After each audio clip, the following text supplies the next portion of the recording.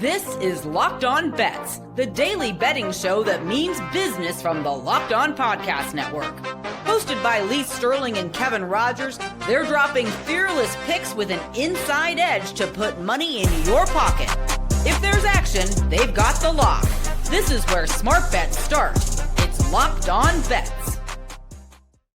Welcome to Locked On Bets, the Friday edition. Kevin Rogers and Lee Sterling of Paramount Sports with you. And as always, we appreciate you making Locked On Bets your first listen of the day here on the number one podcast network, number one sports podcast network, Locked On. And again, we appreciate all of your support as we got a lot to get to. Lee, we're all over the place today. We have NBA, we have college football, we have UFC, we have NFL, everything that you want. So let's get it going with the college football AAC Hidden Gem. To find a diamond in the rough, you need to dig a little deeper for those hidden gems. I just realized I said the AAC. It's technically the American, but we can't fit American in the graphics, so it's going to be the AAC. So we're gonna. I'm overriding it. USF, who has a great shot to get to the college football playoff as the group of five representative, 7-2. They are facing the Navy Midshipmen coming up on Saturday in Annapolis, and Navy was 7-0. They've lost their last two. Their quarterback was out against Notre Dame. But Lee, what do you like here? The Bulls are a heavy favorite here on the road against the Midshipmen. So if they play this game earlier in the season, not after they beat Florida, maybe after they lost to Miami, I think this line is like 5.5, 6 points. South Florida's favorite. Because Navy lost the last two games to North Texas on the road, and Notre Dame on the road without Horvath, getting 10.5 points. Could be cold. Horvath, I believe, is going to play in this game.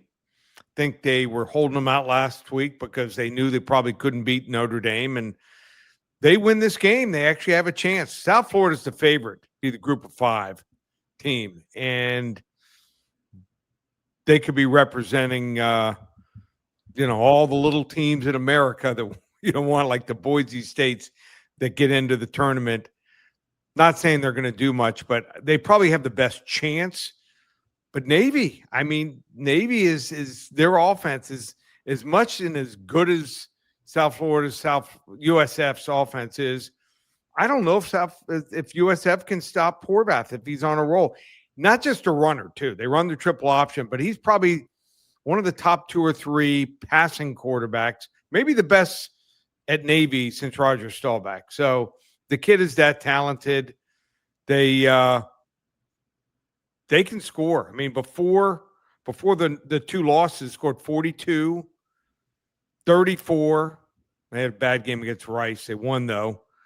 Tulsa, 42. UAB, 38. Virginia Military, 52. They always seem, the last couple of years, they played poorly against Notre Dame. They had that one bad game. I think that South Florida's going to have trouble with them here. I'm going to take Navy plus the points here. It's going to be my hidden gem. And when you look back, Lee, too, a couple of the big wins for USF this year, early in the season against Boise State and Florida, they were underdogs in those games. And now, you're asking a lot here from USF, and again, the pressure is on them to be that team to get into the college football playoff, and they need to win. Where Navy's not going to get into the college football playoffs, so they're looking to pull the upset here on Saturday afternoon. All right, let's go to the NBA now. Friday night, a very busy card with the NBA Cup continuing, which I know, Lee, that you are keeping an eye on. So let's go to our second hidden gem. To find a diamond in the rough, you need to dig a little deeper for those hidden gems. You know what? If you want to say hold your nose, that's fine. I don't really care because sometimes you got to do this. The Sacramento Kings are getting 11.5 at Minnesota coming up tonight. And the Kings just lost to the Timberwolves by a pretty insane score. They lost that game 144 to 117. And then they followed that up with a 14-point loss to Denver and a 33-point loss to Atlanta. And before that, they lost at home to Oklahoma City. So 4 consecutive home losses. Their only win on this homestand came when Steph Curry and Jimmy Butler were out for the Warriors. So I'm going to take the Kings here with the points against Minnesota on Friday night. I just look at the change of scenery, and honestly, Sacramento played a little bit better on their road trip. They covered at Oklahoma City. They covered at Denver. They beat Milwaukee. They played a little better. So I think getting away from home is a good thing. And when I look at the Minnesota Timberwolves, they enter this game tonight. They played 5 of their prior 6 games on the road. And the only home win, they blew out Utah. They have won a couple in a row. They beat the Kings and they beat the Jazz. But here's something a little bit important that I want to throw out. Saturday, the Timberwolves play a second of a back-to-back. They're at home again, but they host Nikola Jokic and the Nuggets. And we know they've had a rivalry in the playoffs, 2 division rivals. I just think that there may be a little bit of a look-ahead factor here, especially after you blew out Sacramento on the road, that the Kings, they can only play better after this, after they've been terrible the last few games. In Minnesota, I can see them overlooking Sacramento in this one. So let's take the Kings and the points coming up tonight. Double-digit points on the road at Target Center for our second hidden gem. Yeah, there's a big rivalry there, Kevin. I mean, you said it. Those two teams don't like each other, faced off many times the last couple years. 2 of the top teams, Western Conference. So people say, oh, they don't look at schedules. Oh, trust me. Every professional athlete, every college athlete, every high school athlete looks at the schedule. They know. Come on. This is the team that's up next. We got to play. No, you know who you're playing. Okay. You know what it is. So we're going to go with the Kings here. All right. Want to go over this now, Lee. And I know you're a little fired up over this with every right.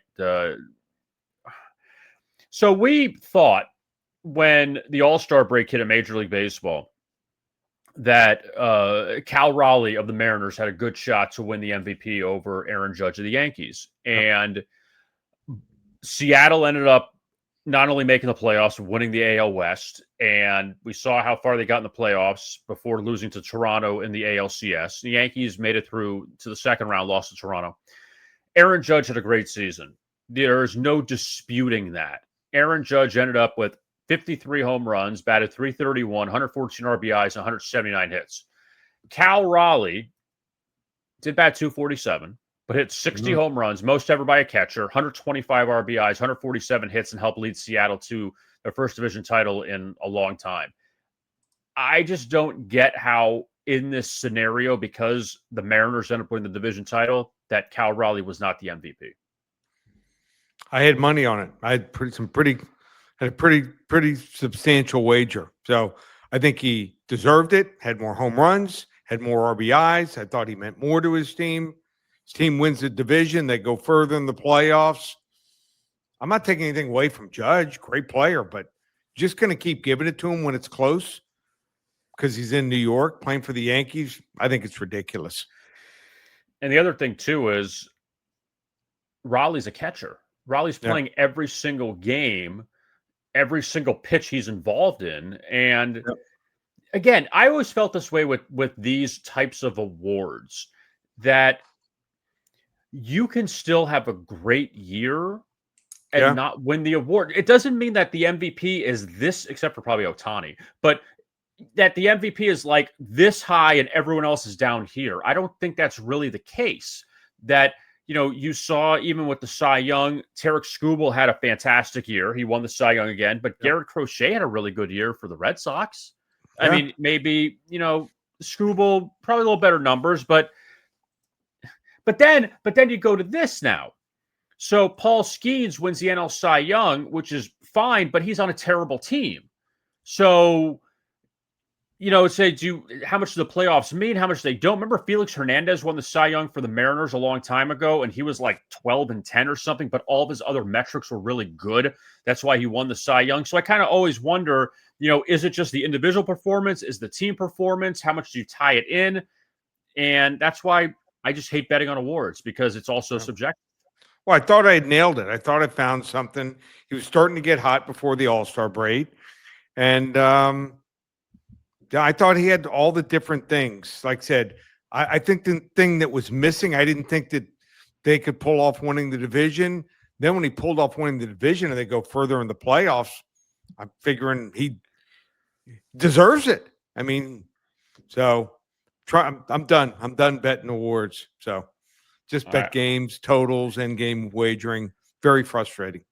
Yeah, I mean, at least if we know the fix is in with like Guardian pitchers or things like that, at least we know it's in game and it's not somebody just voting for it. So that's the case there. All right, we still got a lot to get to. We have another college football game. We have UFC. We know Lee has been hot on UFC pretty much since we started, or we brought back Locked On Bets, and also Sunday NFL Lock. We have a lot of really big games in the NFL. We had Chiefs Broncos breakdown on Thursday, and now looking ahead to Bucks and the Bills coming up a little bit later on. So all of that to get to. A very busy Friday show as we continue Locked On Bets. Let's talk now about FanDuel. That's right, heading into another big week of the NFL. And FanDuel is an offer you don't want to miss. Right now, new customers can bet just $5. You get $300 in bonus bets if you win. That's right. Pick a bet, put down $5. If it hits, you'll unlock $300 in bonus bets to use across the app. What can you bet on? So many different things. Big week in the NFL, week 11. Coming up on Sunday, you have Lions, Eagles. Huge game inside the NFC. Chiefs, Broncos in the AFC West. Bucks and the Bills, Rams and the Seahawks. So many great games that you could bet on. And you can look at the side, the total, the money line. But also, you want to go to the awards. Drake May, another big performance on Thursday for the Patriots and their win over the Jets. He is now he's the favorite to win MVP. Matthew Stafford, the Rams, he's right behind.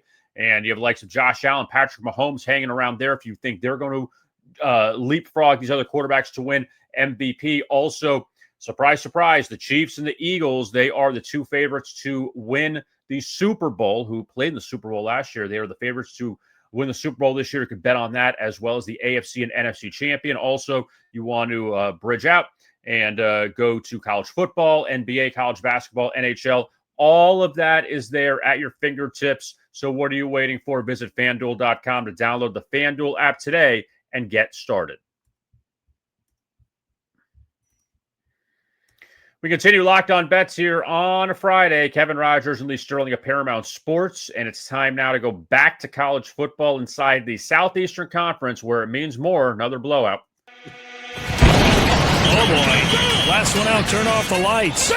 This one's a blowout. Because only in the SEC it means something. Nowhere else it means anything except for the SEC. All right, Lee, the Oklahoma Sooners, who had a down year in their first year in the SEC, they bounced back big time this year, 7-2. They head to Tuscaloosa to take on Alabama. They beat Alabama last year in Norman, but the Crimson Tide were down as one of the big wins for the Sooners. Now, revenge spot for Bama in Tuscaloosa coming up on Saturday, 3:30 kick on ABC, and Alabama nearly a touchdown favorite. What do you like here? Wow, how different are these two teams this year? Jalen Milroe was the quarterback last year for Alabama. In that game, he was horrendous. That and also the bowl game where it rained for about a quarter and a half.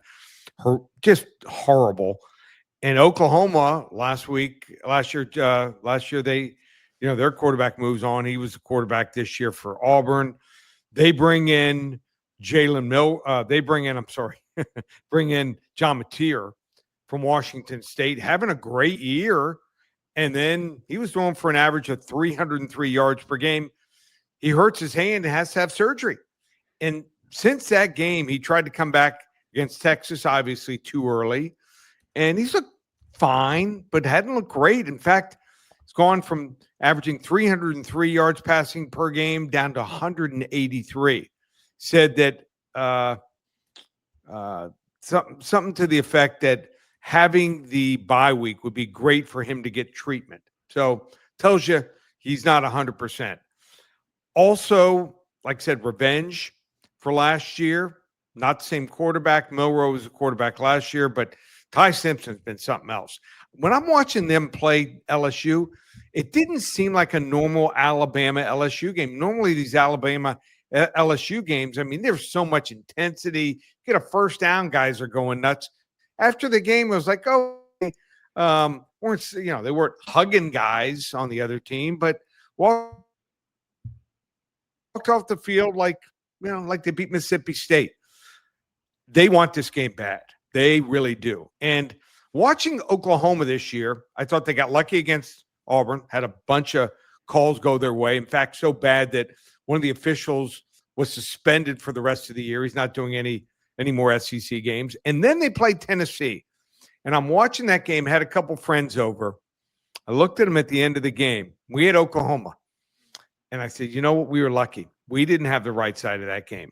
That fumble return for a touchdown, that was a 14-point switch right there. Whenever you have a pick six, when you're driving for a score or a fumble return, chances of you covering are like 15, 16%. And that changed the game. So I realized that Oklahoma was good, but they weren't the better team that day. Alabama is going to be ready for this game. I think with their three receivers, they're going to really put some stress on the Oklahoma defense like no one has this year. I like Alabama. I still don't understand why this line is under a touchdown. Maybe the public respects Oklahoma more than I do. I think it should be 7.5, 8. It's 6 right now. I'm taking it now. Alabama 31-17, blowout special over Oklahoma. And after this, not to put 2 wins in the books, but you can. Alabama plays Eastern Illinois, and they go to Auburn after this. So right.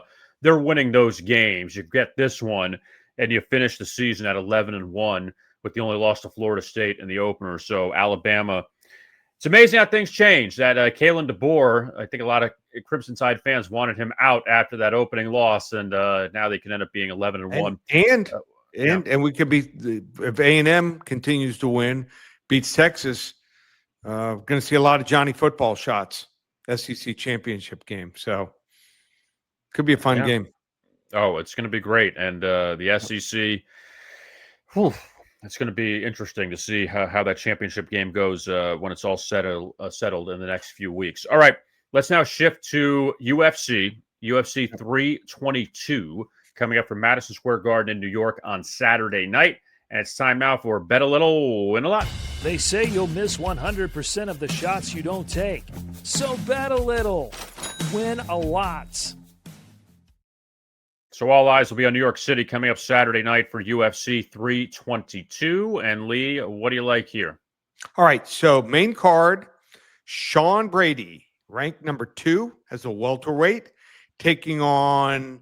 and he's 32 years old, 18-1 record, taking on Michael Morales, who's 26, who is 18-0, and he's ranked number 8. The only reason he's ranked 8, younger, has fought less fights in the UFC.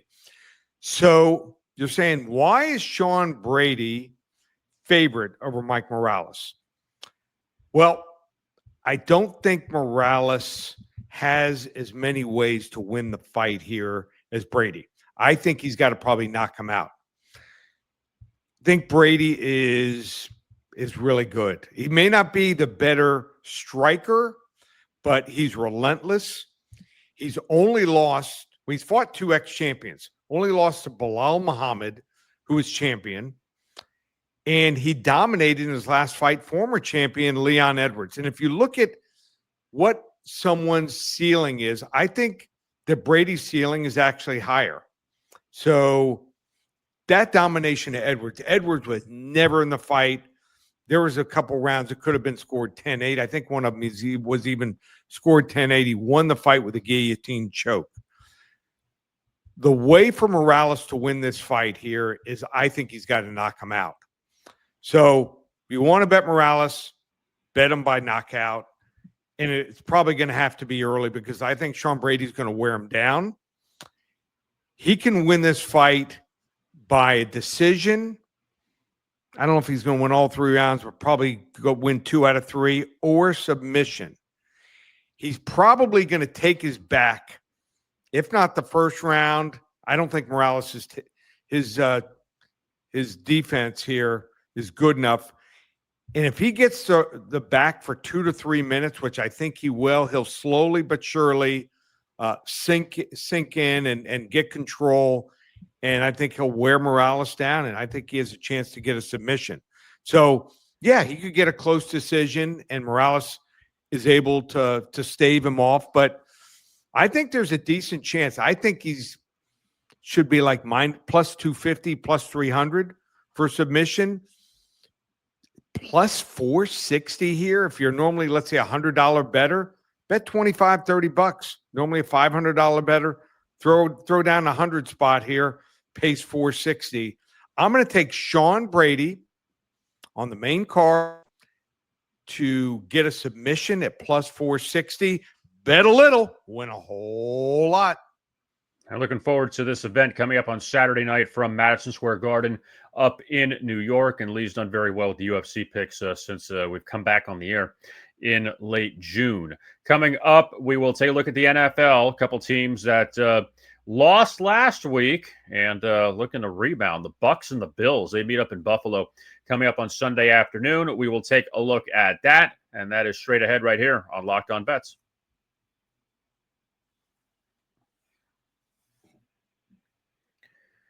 Locked On Bets continues here on a Friday. Kevin Rogers and Lee Sterling of Paramount Sports. We have saved the best for last, and everything's the best. This is just the best of the best. The Bills and the Buccaneers coming up on Sunday from Orchard Park and Buffalo. They were stunned at Miami after their big win over the Chiefs, let down against the Dolphins, and the Bucs. They got run out by the Patriots. So let's see who's going to rebound this week for our lock of the day. Open it, open it, open it. Lee has the key to the lock of the day.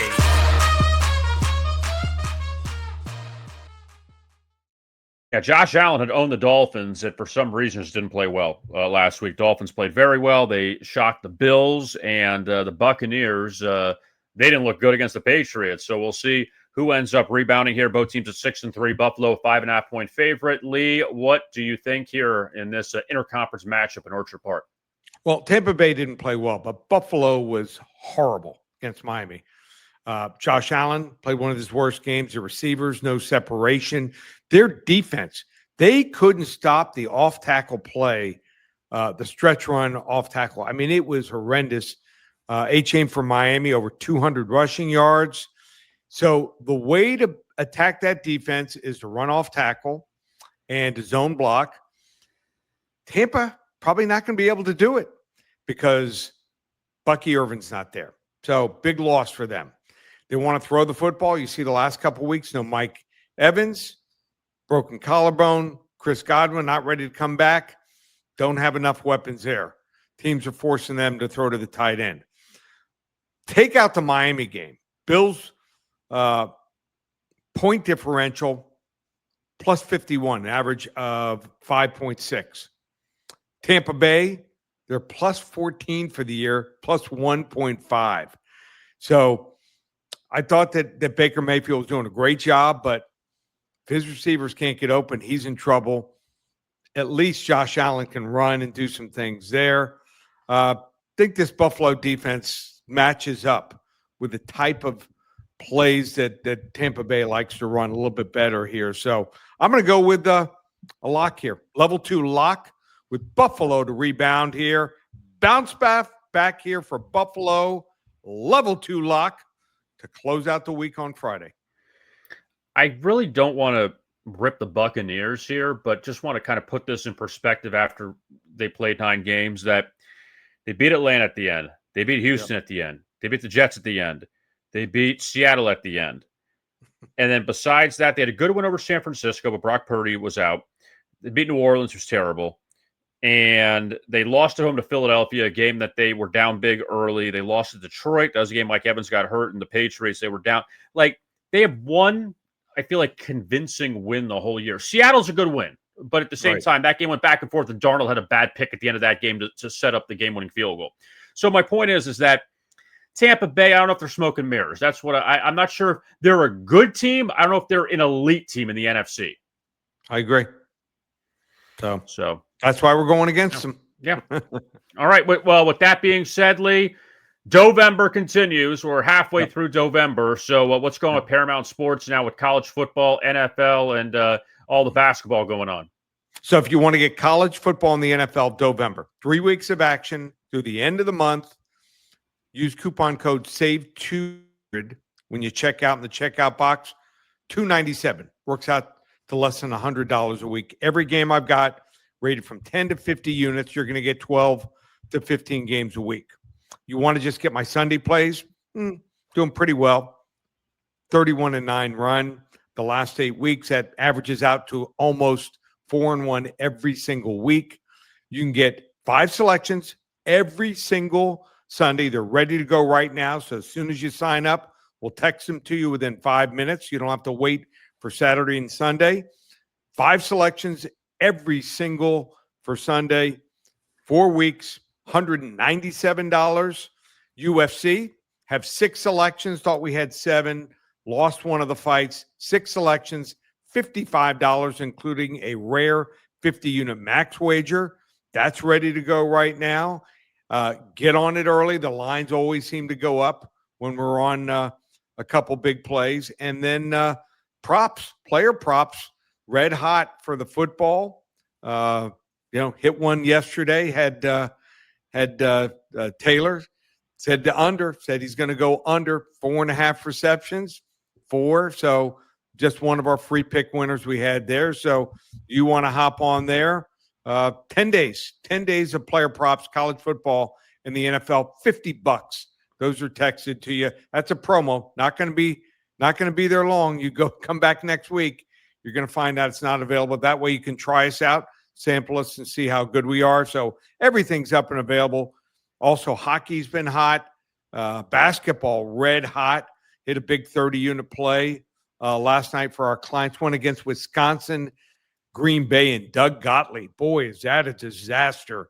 I think they won like 2 or 3 games last year. Started off horrible. They beat a team this year I'd never heard of. They must have been like an NAIA school. So love jumping on them and going against them. They lost to St. Thomas, the Tommies. Yeah. St. Thomas. Yeah, I think St. Thomas in Minnesota. Yeah. That's in Minneapolis. A lot of people don't realize that, though. They got blown out. So everything's up and available. Going to be a great weekend. Love to have you join us. What are you waiting for? ParamountSports.com.